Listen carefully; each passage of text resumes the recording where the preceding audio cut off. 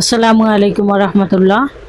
আমাদের আশেপাশে এমন অনেক গাছগাছালি রয়েছে যেগুলোর নাম আমরা অনেকেই জানি না, অথচ সেগুলোর মধ্যে লুকিয়ে আছে হাজারো রোগের মহা ওষুধ। তেমনই একটি গাছ হলো সপ্তপর্ণী। এর পাতা, ছাল ও কাণ্ডে রয়েছে অসাধারণ সব ভেষজ গুণ। কেন এই গাছটি আয়ুর্বেদ এত গুরুত্বপূর্ণ দেওয়া হয় এবং এর সঠিক ব্যবহার আমাদের কিভাবে সুস্থ রাখতে পারে তা জানতে ভিডিওটি শেষ পর্যন্ত দেখুন। চর্মরোগ ও ক্ষত সারাতে কার্যকারিতা। সপ্তপর্ণী পাতার অন্যতম বড় গুণ হলো এটি ত্বকের বিভিন্ন সমস্যা দূর করতে দারুণ কাজ করে। এর পাতায় রয়েছে অ্যান্টি ব্যাকটেরিয়াল এবং অ্যান্টি ইনফ্ল্যামেটরি উপাদান। ত্বকের চুলকানি, দাঁত বা কোনো ধরনের ক্ষত হলে সপ্তপর্ণী পাতার রস বা পেস্ট ব্যবহার করলে দ্রুত উপশম পাওয়া যায়। প্রাচীনকাল থেকে জ্বর এবং শারীরিক প্রদাহ কমাতে সপ্তপর্ণীর ছাল ও পাতা ব্যবহার করা হয়। প্রাকৃতিক প্রতিকারক। এটি শরীরের তাপমাত্রা স্বাভাবিক রাখতে এবং ভাইরাল জ্বরের বিরুদ্ধে লড়াই করতে শরীরকে শক্তি যোগায়। এর তিতা স্বাদ রোগ প্রতিরোধ ক্ষমতা বাড়াতে সাহায্য করে। হজম শক্তি ও পেটের গোলযোগ দূর করতে।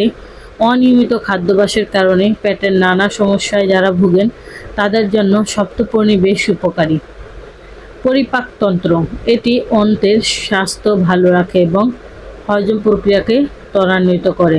পেটের কৃমি দূর করতে এবং বদহজমের সমস্যা কমাতে এটি ঐতিহ্যগতভাবে ব্যবহৃত হয়ে আসছে। ডায়াবেটিস ও রক্ত শর্করা নিয়ন্ত্রণে। রক্তে সুগারের মাত্রা নিয়ন্ত্রণে রাখতে প্রাকৃতিক উপাদান হিসেবে এর সুনাম রয়েছে।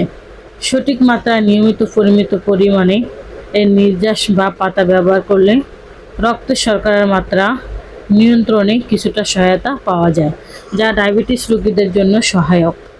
সেবনের নিয়ম ও গুরুত্বপূর্ণ সতর্কতা। এই গাছের পাতা বা ছাল সাধারণত বিশারদের পরামর্শ অনুযায়ী কাত বা পেস্ট তৈরি করে ব্যবহার করা হয়। সতর্কতা। সপ্তপর্ণী একটি শক্তিশালী ভেষজ, তাই চিকিৎসকের পরামর্শ ছাড়া এটি নিজে নিজে সেবন করা থেকে বিরত থাকুন। বিশেষ করে গর্ভবতী নারীদের জন্য এটি ক্ষতিকর হতে পারে।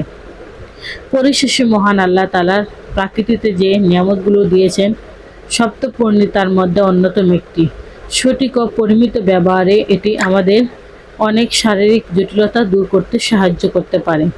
ভিডিওটি ভালো লাগলে লাইক, শেয়ার করে সবাইকে সচেতন করুন এবং সবসময় আরও সুন্দর সুন্দর ভিডিও পেতে আমাদের সাথেই থাকুন।